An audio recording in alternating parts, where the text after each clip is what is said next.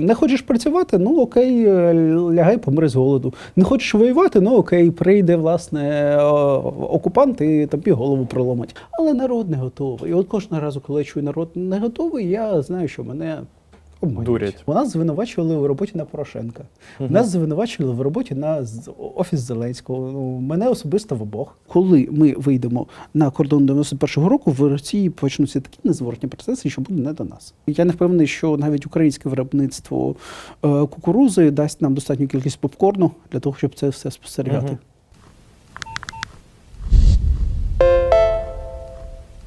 Вітаю, це «Плюс-плюс» подкаст на Громадське. Я його ведучий Сергій Гнезділов. У нас сьогодні в студії гість Віктор Трегубов, співзасновник партії «Демократична Сокира» та діючий військовослужбовець Збройних сил України. Вітаю, Вікторе. Вітаю. Як завжди, поговоримо про Майдан, як про таку відправну точку. Де ти був, коли почався Майдан, і чи приймав активну участь в ньому? Як він прийшов в твоє життя? Коли почався Майдан, я був на Майдані. Так реально вийшло, що я туди прийшов десь у третій десятці.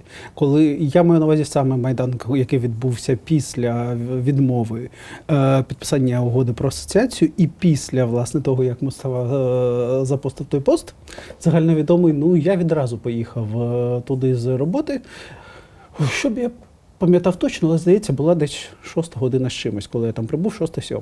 От, і там реально стояло кількадесят осіб. Ну, от я став кількадесят першою особою, так що так, в цьому плані від самого початку.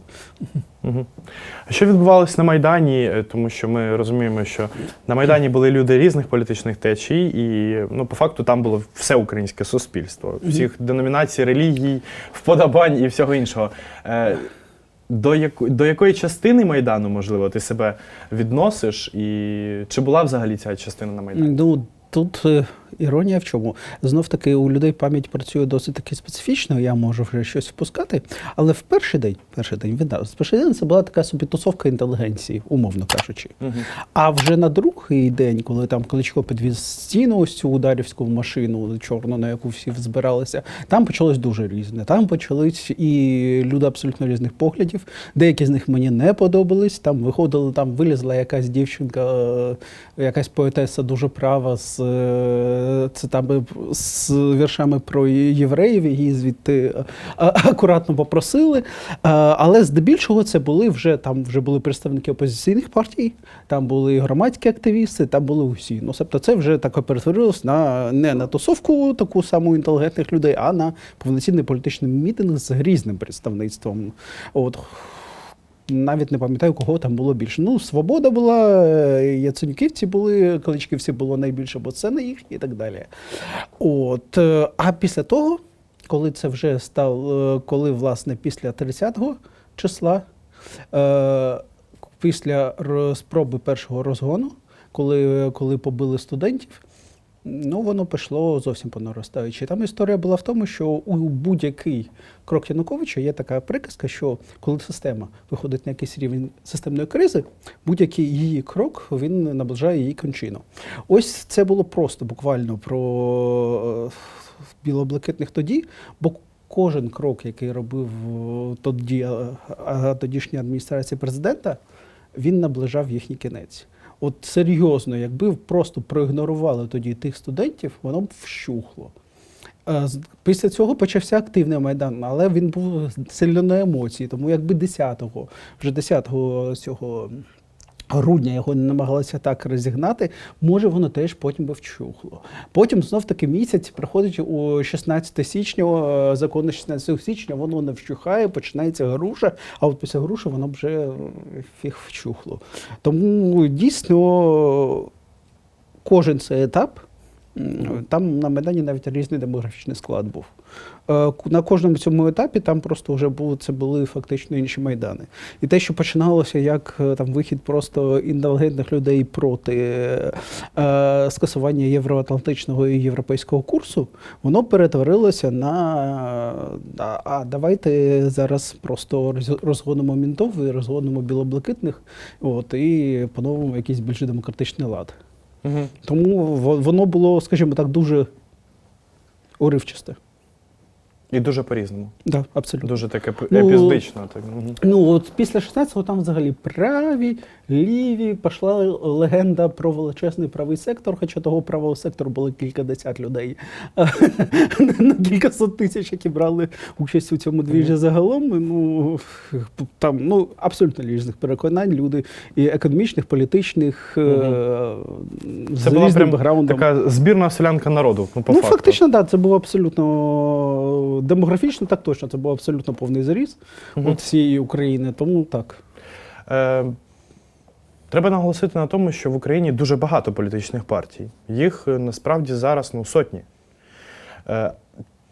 Тих партій, які ведуть активне політичне життя, в рази менше, буквально там десятками вони вимірюються, ці політичні партії. Чому в 2015 році ви стали співзасновником демократичної сокири і для чого створювати ще одну партію, коли є буквально там Не в 15-му. в 14-му? Ні, в 18-му. Це в 18-му вже було. Пізніше, значно пізніше. Тут історія проста. Була група осіб, так чи інакше залучена до політичного життя, але в якості політконсультантів, в якості журналістів, в якості оглядачів, у яких був власний порядок денний. Про порядок денний, не скажу лібертаріанського, але скажу праволіберального штибу.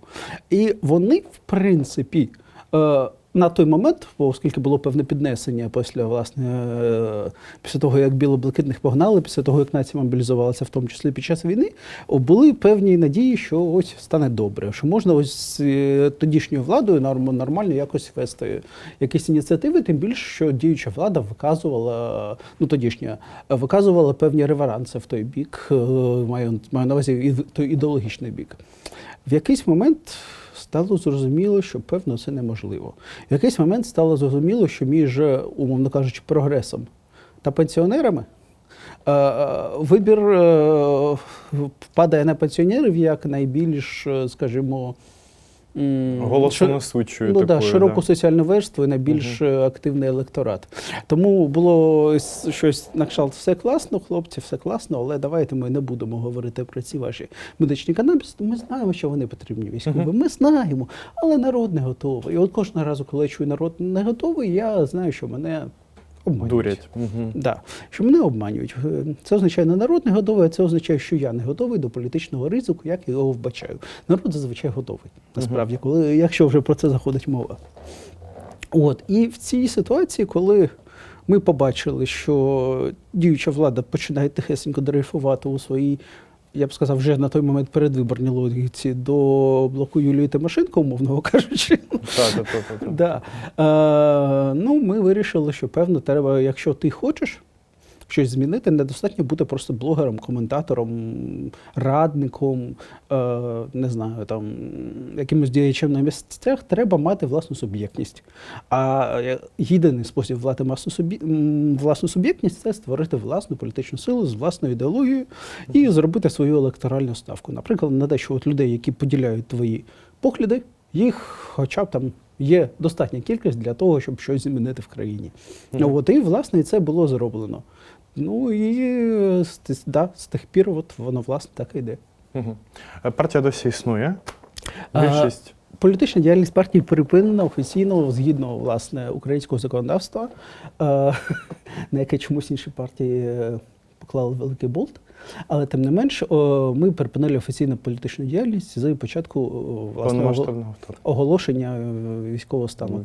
Ми не ведемо політичну діяльність, партія зараз усі партійні структури перетворилися на волонтерські структури. Буквально. Вона і фізично не могла би, скажімо так, продовжувати діяльність, бо просто на фронт пішло. Якщо брати виконком, наприклад, то на фронт пішло 5 з 5. В виконкомі було 5 людей, пішло 5. Якщо брати політраду на 15 осіб, я не перераховував, здається, 8 пішло. Тобто там навіть про кворум мова не йде, то як? Тому, власне, от так склалося.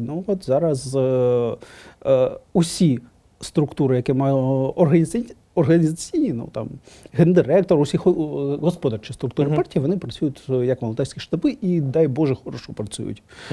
Там реально хороші показники навіть по країні.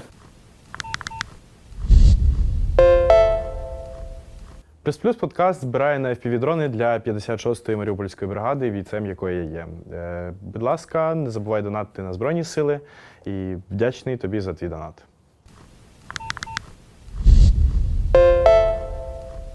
Мені сподобалось те, як ви змогли свого часу структурувати, в принципі, ці громадські проекти, та? Тому що, наприклад, рух за канабіс, він ну, тривалий час тривав в країні. І необхідність медичного канабісу, вона якось дозріла, да, зараз. І зараз ми вже бачимо прийнятий закон про медичний канабіс, який би він не був, але він вже є. Ви про це заговорили, здається, в році так 19-му. Про медичний канабіс. Ну, воно в програму входило і раніше, але просто активні організаційні дії почались десь там. Тобто ви були все ж таки скоріше формуючими певні ідеї, які згодом, хоч і без залучення вашої партії до цих процесів, ставали, в принципі, законами. Ну, в питанні, наприклад, особистої зброї, ми були активом ще до того, як створили партію. Так. Ну, той же там і я, і той же самий Нойниць, власне, були представниками різних рухів, які за це так чи інакше докотували. Так. А потім цю активність структурували в межах партії, якось оформили. Деякі люди звинувачують вас в тому, що ви проплачені, така ручна партія, називають різні прізвища насправді. Чому так відбувається і кому це вигідно? Ну, тут є така приказка, і, здається, якийсь російський поет, якого зараз відправили у психушку за критику Путіна, написав строки: ви скажіть, якщо я іноагент, то якої сторони агент? От, та ж сама ситуація. Якщо ми проплачені, то давайте сформулюємо ким. От тут це ж улюблена взагалі українська приказка. Тут нещодавно був випадок, коли на Закревського в Києві ОСББ замурувала котиків в підвалі. І коли приїхали люди цих котиків розмуровувати, приїхало телебачення, ці ОСББшники, які замурували, сказали: а то все проплачені активісти. А навіщо їх було проплачити? А щоб очорнити наш дім. А кому треба очорняти вашу висотку на Закревського? Кому треба платити гроші, щоб очорнити висотку на Закревського? Тут така сама. Ну, скажіть мені, хто нас проплатив, щоб нам було якось чітко зрозуміло. Бо нас звинувачували в роботі на Порошенка. Нас звинувачували в роботі на Офіс Зеленського. Ну, мене особисто в обох. От, інколи було дуже смішно, коли от останній мій пост на Фейсбуці, там обидві партії на це натякають. Тому така історія. Ти будь-яку незгоду, будь-який вислів публічної незгоди, будь-який публічний вислів, з яким людина не згодна, людина у нас часто пояснює проплаченістю. Але іронія в тому, що, навіть якщо я проплачений, то, певно, я дуже дешево проплачений. Бо питання в тому, чому я тоді живу, перепрошую, у двокімнатній квартирі на Оболоні.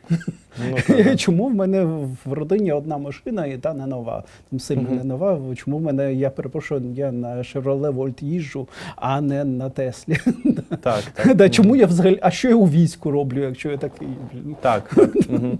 З початком повномасштабного вторгнення, як ви вже і казали, особисто ви і більшість членів такої, напевно, громадської організації більше, тому що особисто я чомусь приймаю Демсокиру як таку велику громадську організацію. Я не знаю чому. Може це моє власне сприйняття, бо ви не приймали участі ніколи в парламентських виборах. І через це я такий, це більше, ніж громадська організація. Насправді, тому що у нас велика кількість активностей, вона є саме, як сказати, громадського штибу. Просто політичні партії, класичні українські партії, вони дуже рідко ходять виступати і адвокувати якісь соціальні зміни. Зазвичай цим займаються в Україні громадські організації.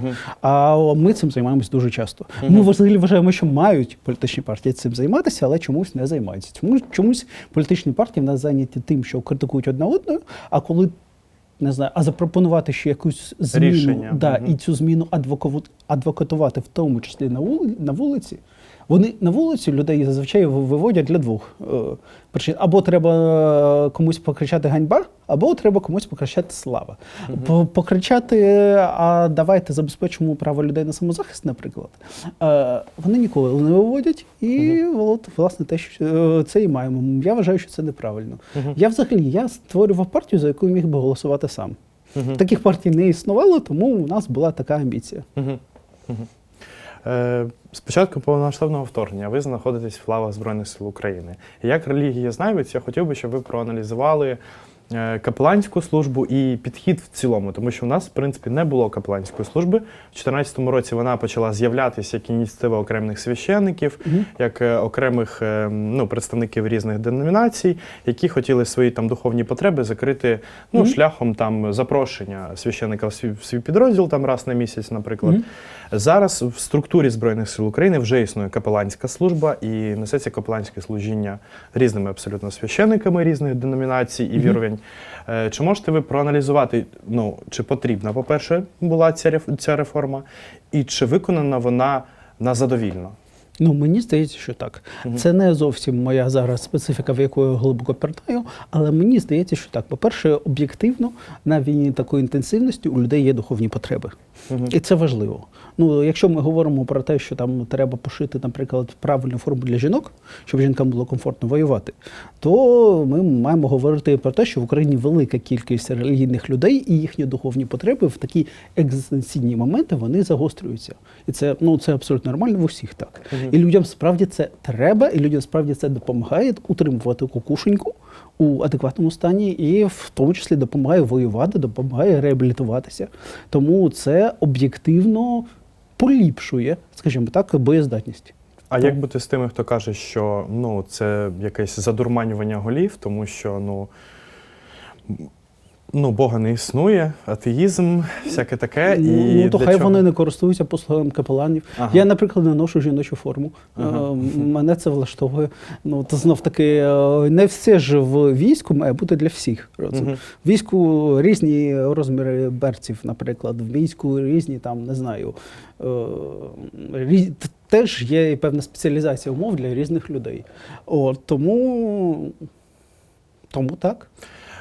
На початку розмови ми говорили про електорат і про те, що є масовий такий електорат, і є той електорат, який прагне змін. І ми бачимо, озираючись на цей шлях попередніх років, що коли невеличка частина суспільства щось робить, це все одно якось нівелюється на наступних виборах, по факту. Тому що все одно оцей весь великий електорат, він обирає щось середньо подібне на себе самого, і потім все ж таки нема цієї розмови і досі про громадянську відповідальність, про те, що у громадянина є не тільки права, але є і обов'язки. І в результаті зараз, наприклад, найголовніша проблема, яка існує в Збройних силах, це відсутність нормальної програми мобілізації. І пан президент і Верховна Рада не готові про це комунікувати зі своїми виборцями. І пан президент виходить, каже, що це винні депутати, що немає загальної, широкої мобілізації. А депутати кажуть, ось вам 4 тисячі спам-правок, і ми будемо їх розглядати там до кінця цього року, умовно кажучи. Що з цим робити і як нам знайти вихід в дуже важкій цій ситуації, вирішити все ж таки цю проблему і якось налагодити цю комунікацію між державою та громадянином? Як діючий військовослужбовці, мені трішки важко коментувати ні саме мобілізаційні ініціативи, але зараз спробуємо сказати якось коректно. Мені здається, що, по-перше, якщо ми говоримо про відсутність відповідальності, то це загальносвітова проблема зараз. Ми це просто спостерігаємо на досвіді інших країн. Просто виросло покоління, якщо раніше, у нас ще до останнього часу, до 20-го сторіччя, у нас в суспільстві будь-якої країни діяв соціальний дарвінізм. Не хочеш – мусиш. Ніхто не питав, чи хочеш ти йти на війну, чи не хочеш. Ніхто там не питав, чи не хочеш працювати, окей, лягай, помри з голоду. Не хочеш воювати, окей, прийде, власне, окупант і тобі голову проломить. А зараз у нас на суспільстві вже трішки звикло, що йому хтось винний. Людина звикла, що їй хтось винен. Там держава винна, соціальні програми винні, що людині не доклали. Тігр м'яса не докладують. І тому, власне, в інших країнах світу, в тому числі, велика кількість людей, які просто не хочуть, власне, які вважають, що мають право нічого не робити. Які вважають, що мають право не мати обов'язків. Це загальносвітове. Як з цим боротися в Україні? В Україні це помножено на великий переляк. Треба розуміти, що мені здається, що у нас якраз люди все знають. У нас люди все знають, але так само, як коли людину зупиняють на дорозі, і людина починає волати, а чого ви мене зупинили, а ось там, ось бачите, там на горизонті. От того ви не зупинили, а чого мене? Ну, людина ж знає, що порушила. Вона просто хоче якось уникнути відповідальності. Та сама ситуація, коли людина починає розповідати про їх, а хай син Порошенка воює, а хай син Зеленського воює, хоча, здається, у Зеленського дочки. Ну, тим не менше. Треба розуміти, що ці відмови ці відмазки ми ніяк не виправимо. Ми маємо їх просто ігнорувати, якщо чесно. На мою щиру думку. У нас є ціль одна – виживати. У нас є ціль виживання. Виживання як ідентичності, як держави і чисто фізично. Бо я, наприклад, переконаний, що якщо там, не знаю, росіяни, умовно кажуть, візьмуть Київ, вони нас просто повбивають. Ми бачили, що було на Київщині. Вони так переглянули списочки. Хто залучений, хто міг залучити, був залучений, хто родич, хто взагалі там українською говорить, хто українською може не говорить, але теж якось там про Путіна в 99-му році щось не те сказав, і просто повбивали. Тому тут питання виживання. Коли стоїть питання виживання, мені здається, це питання виживання є базовим, воно право на життя, воно вище за інші права, тому що коли його нема, то ти інші права не можеш реалізувати. Ти не можеш реалізувати право, наприклад, на свободу слова, якщо тебе вбили. Або на освіту. Або І право на освіту ти не реалізуєш, так. і право на вільне пересування ти не реалізуєш, бо ти не пересуваєшся, ти лежиш і холониш. У цьому ситуації треба в першу чергу забезпечити фізичне виживання України, українців. Слухати відмазки, це зайве. Дискутувати, це зайве. Реально в цій ситуації. Бо ти цих же людей рятуєш. Цих же людей вб'ють. Вони зараз не хочуть, не можуть, не туди, але їх потім вб'ють. Якщо ти їх зараз не нанесеш їм, власне, добрячого копняка, не даси в руки зброю і не розкажеш, де їхній сектор. Десь так. Так воно і є, але все ж таки ми бачимо і спостерігаємо, що держава вона не готова до цієї комунікації, вона не готова навіть це комунікувати. Тобто, проблема полягає не в тому, що це не треба робити, або всі розуміють, що це треба робити, особливо у війську. Але пан президент чомусь... Я абсолютно переконаний, що велика кількість ініціатив це буде зроблено, але з запізненням. Як завжди. Просто, знову ж таки, це виходить, що... Інерція системи. До останнього вважаємо, що вдасться пропетляти, потім смажений півень клює не скажу куди, і розуміємо, що вже не пропетляємо, і, власне, даємо відмашку. Це ж стандартна історія для будь-якої, власне, влади в будь-який український історичний період, бо це, просто так система працює, вона інерційна. Вона реально інерційна, і поки сонце зійде, роса очі виїсть.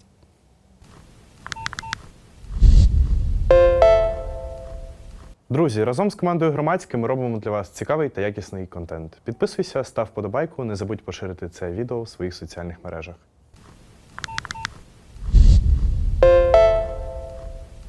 З попереднім гостем подкасту говорили про те, чому в Білорусі не вийшло тоді. Чому не вийшов протест, але водночас згадували, що в Росії цього протесту апріорі не було по факту. Були якісь там виступи Навальний Н, щось під час кампанії Навального в 2018 році, і на цьому все. Антивійськових мітингів, антивоєнних, їх було насправді не так вже й багато, і вони дуже швидко якось розчинились чи розігнались. Чи говорить це про те, що, на жаль, коли ми маємо справу з державою, часто протест просто не може бути мирним? Матюкатися можна? Так. Є хороший анекдот. Це анекдот, як на мене, про російську опозицію. Рабінович розповідає: ви не бачили мене в драці? Мене так пиздять. Ось це про російську опозицію. У них просто за певний час, ще з радянських часів, в них віктивний підхід до протесту.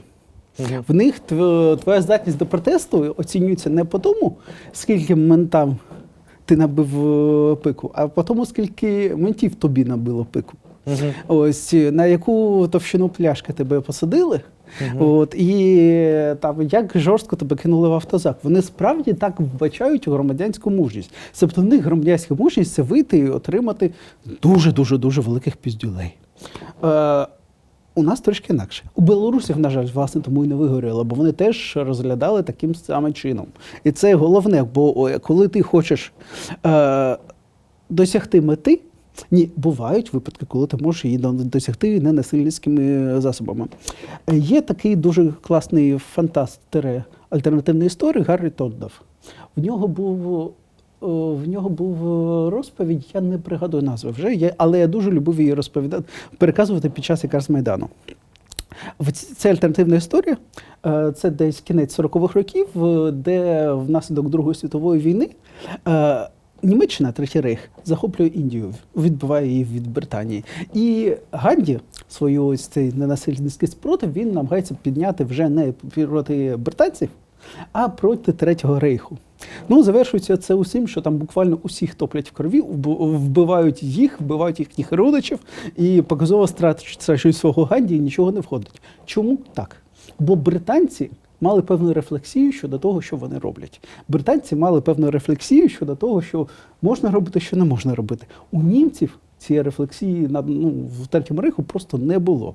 Вони просто діяли, вони просто виконували накази, у них не було рефлексії з серії «не можна вбивати дітей». Там можна вбивати дітей, ви що?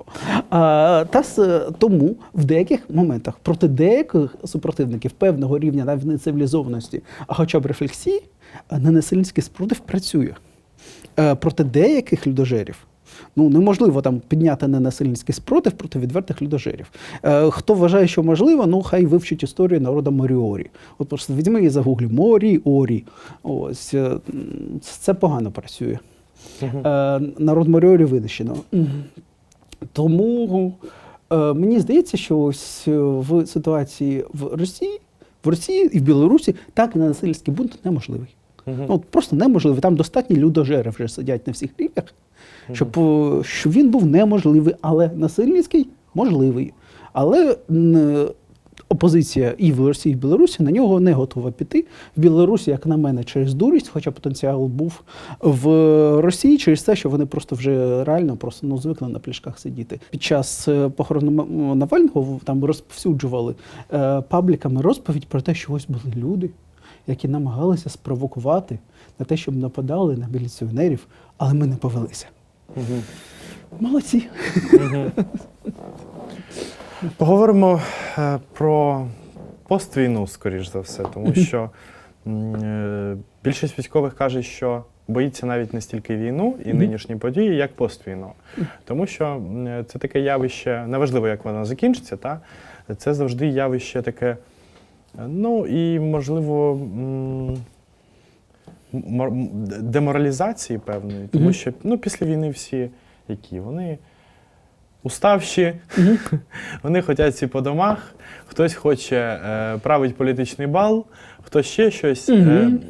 Яка вона буде поствійна? Тому що Збройні сили – це теж збірна селянка, як і Майдан. І це люди різних політичних поглядів. І я б навіть сказав, що це зараз це превалююча, така і домінуюча частина зрадикалізованих людей. Хіба ні? Ми в демоверсію вже пограли, насправді. Демоверсія в нас була десь приблизно роки 17-18, коли активні бойові дії вжухли. Певна кількість людей повернулася, мобілізовані повернулися, бо термін мобілізації сплив. І тоді були і там хтось, і посттравматичні розлади, і хтось там на бутилку сів, і хтось не в тому розумінні, як росіяни, а в тому розумінні, що хтось там в якийсь напівкримінал подався. Не напівкримінал, а зазвичай там були якісь там охорона строїк, там охорона мітингів чи спроба провокації, в тітушню, в тітушню подалися. Пробачить мене Вадик Тітушко, який, кажуть, вже став героїчною людиною. Були маршруточники, які казали, я вас туди не посилав. Цих маршруточників на кінці маршруту зустрічали десь по 16:30 дуже невічливих людей, які пояснювали, куди вони його посилали, і куди він може піти, куди його можуть відвести, якщо треба буде. Це все було. Ну, скоріш за все, буде те ж саме, але в масштабі Але ж це було в настільки маленькому масштабі, що... А зараз буде в великому вся різниця. Ну, тут, знов-таки, ми ж не можемо письмами по воді віляти, ми ж не знаємо, в якому стані буде все суспільство, в якому стані буде Україна. Тут одна справа, якщо війна там... Одна справа, якщо ми Москву спалимо, умовно кажучи.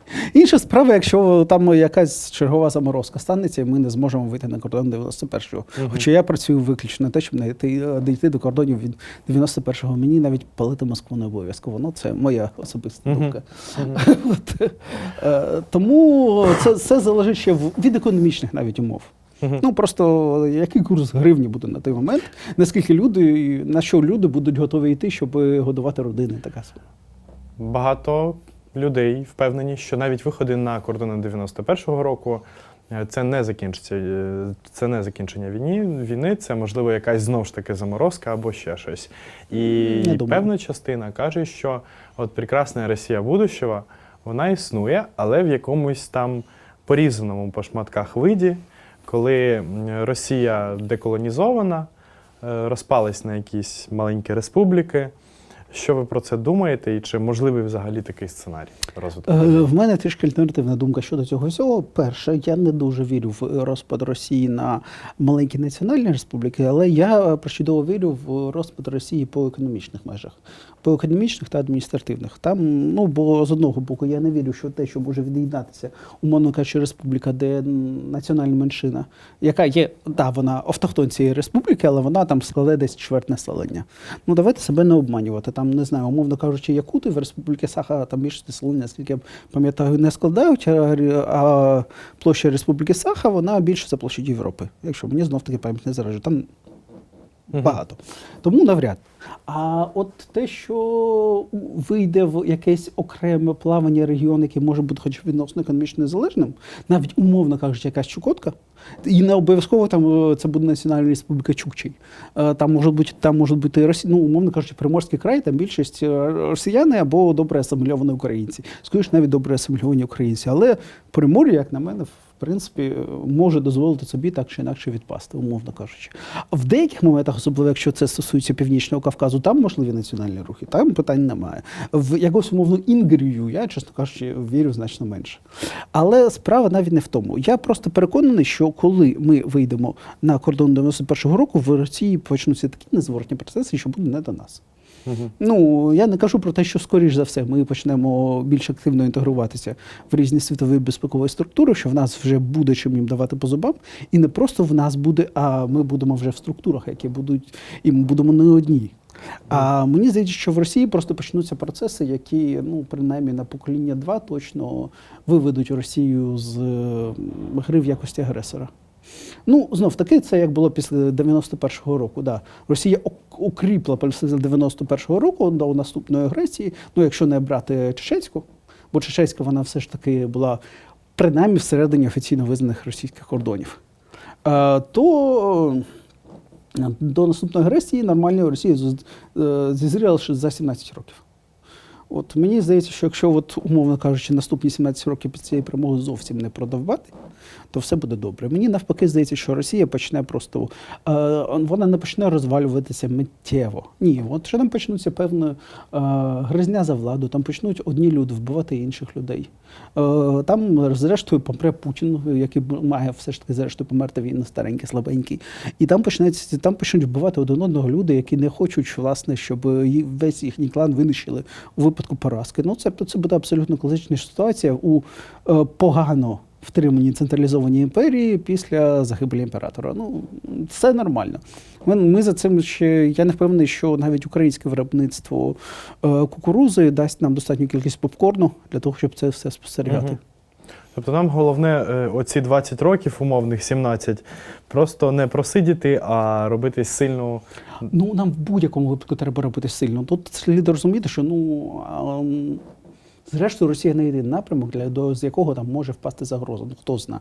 Може там післязавтра, не знаю, в Туреччині щось відбудеться таке, що Туреччина раптово стане дуже Агресивною по відношенню до нас і Да. скаже, що Крим, наприклад, нам потрібен, повертайте. Ну, да, умовно кажучи, що я не знаю. Ну, сподіваюся, західні наші сусіди настільки з розуму ніколи не зайдуть, але ж завжди є варіанти. Тому, ну, взагалі армія державі потрібна. Є така штука, і армія потрібна Україні високотехнологічна.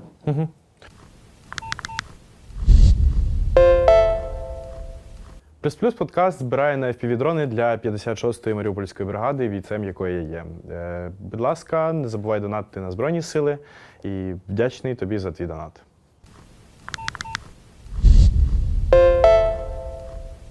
Я спостерігаю тривалий час в соцмережах і в політичному житті нашої країни таке явище, як польсько-українські відносини. І десь тривалий час, коли пан президент Зеленський заявляв про те, що поляки нам чомусь вдруг стали не такі вже й друзі, більшість українців по факту кричало, що Зеленський такий поганий і посварив нас з братями нашими поляками. Якщо дослівно, то в моєму підрозділі прям лунала прям дуже поширена ця думка. І коли Кулеба заявляв, що Україна, можливо, буде подавати навіть до суду економічного на Польщу через порушені умови, то ну, TikTok і наш нарід, чесний, розумний, бурлив оцією ненавистю до власної влади, яка по факту в рамках міжнародного законодавства просила Польщу виконувати зобов'язання, на яке вони підписались з початком війни. Що ви можете про це сказати? Це меншовартість, чи це якісь ІПСО, які спрямовані на це? Ну, з одного боку, навіть польська сторона, от поляки твердили, причому схильно налаштовані до України поляки, мені твердили, що той спіч Зеленського, він був дуже не в касу. Можливо, не виключаю.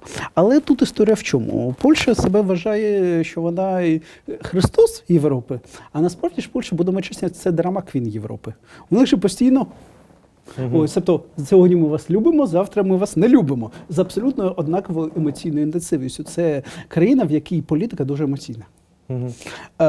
Тому, в принципі, слід було очікувати, що ось за таким ось піднесенням, захопленням буде ах, ви ж невдячні свині. Ну, от просто гарантовано слід було цього очікувати. Ну, воно майже з усіма країнами так буває. Є емоційний накал, є емоційний відкат, а у поляків амплітуда в 2 рази більше, бо така, скажімо, така народна традиція перенесення емоцій в політику. Ну, такий елемент ідентичності, скажімо так. Ну, це моя особиста думка. Певно, можу собі дозволити. Я, здається, на 1/8 все ж таки поляк. Ну, і ось це нам, звісно, зіграло не дуже добру службу. Бо поляки заграються однаково в різні боки. Зараз, з одного боку, я б, звісно, хотів, щоб у нас тривала дружба жуйка, але з іншого боку, мене не стільки, і як багатьох українців, не стільки мене курвить, власне, поведінка усіх ось фермерів чи усіх ось конфедератів, бо в будь-якій країні є такі мудаки, а курвить відсутність реакції польської влади, а скоріше навіть підтримка польської влади в деяких аспектах цих усіх вимог. Тобто, польська влада вирішила загравати з цією електоральною категорією. І це, як на мене, ось це трішечки ніж в спину. Якщо чесно, то я якраз проводив завжди паралелі. Я просто бачу дійсно, як от з електоратом починають гратись. Загравання з популістичним електоратом – це взагалі великий біч усієї європейської світової політики зараз. І є просто чесно, взагалі від громадянської платформи загравання саме з цим типом популістичного електорату не очікував якось. Окей, що поробиш. З цим треба якось жити. Ну і плюс взагалі польсько-українські стосунки для мене це великий біль, бо кожного разу, коли ти намагаєшся вислухати сторону, тобі хочеться їх просто побити що з того боку. Я взагалі вважаю, що що для того, щоб якось домовлятися по історичних питаннях, треба обов'язково просто брати, як понадалі, від польського боку переговорників красив'ян, а з українського боку галичан, просто нафіг. От якщо з українського боку будуть домовлятися на дніпрянці, а з польського боку будуть домовлятися, не знаю, хоча б хлопець з Кракова, домовимося. А так це переходить на такі дуже специфічні взаємні образи штибу. А ось вони на тому пам'ятнику, на тій горі не хочуть змінювати табличку, тому ми їм не дамо ексгумувати могили загиблих. А от хай вони спочатку, а з іншого боку, хай вони спочатку ексгумують могили, яка їм різниця, яка табличка на тому пам'ятнику. Я дослівно цитую. Так, і в принципі, виходить так, що наші стосунки з Польщею, вони не були завжди райдужними, як це малювали на початку повномасштабного вторгнення, але й не завжди вони були такими, з такою негативною конотацією. Це були звичайні стосунки сусідів. Ні, це не звичайні стосунки сусідів, сварились. Неправда. Це класика love-hate relationships. Звичайні стосунки з сусідами у нас з Румунією, умовно кажучи. Ага. А love-hate relationships... з Румунією там теж було. Окей, я забув, що ти з Бессарабії. Так. Але, не знаю, тоді, за Словаччиною хай буде. Так. А love-hate relationships – це як у Британії з Францією, умовно кажучи. Вони, зрештою, якось більш-менш помирилися, подружилися, але впродовж історії там постійно були періоди дружби-жуйки, змінювалися періодом, що ми вас зараз всіх повбиваємо. Чи, не знаю ще з ким порівняти, але, так. Тому у нас з Польщею знов-таки все помножується з одного боку на те, що поляки дуже емоційні, а з іншого боку українці дуже вперті. Просто і дуже не люблять, коли на них емоціонують. Тому так, це, мені здається, що зрештою в нас все буде добре, але щоб до цього зрештою дійти, ми маємо, як, власне, британці з французами, вписатися разом в одну, скажімо так, надсистему. Британія формально не є в Євросоюзі, звісно, але вона є в надсистемі, умовно кажучи, Європи. Так. Такої. І в цілому західна цивілізація. От коли ми впишемось у цю надсистему, у нас ці, скажімо так, емоційні качелі, вони трішечки просядуть. А що нам заважає вписатись в цю систему? Бо Україна не пройшла свій процес інтеграції взагалі до європейських і структур, і економічних. І дивись, у нас зараз головна проблема з Польщею, і вона буде наростати. І вона колись тягне такого, що там, не знаю, чи то не війська на кордони будуть стягувати, це економіка, чиста економіка. Бо просто, будемо чесні, Польща скористалася свого часом. Вона ефективно влилася в європейські структури і непогано демінгувала. От взяти тих самих польських перевізників. Вони ж реально захопили ринок Європи за рахунок демпінгу.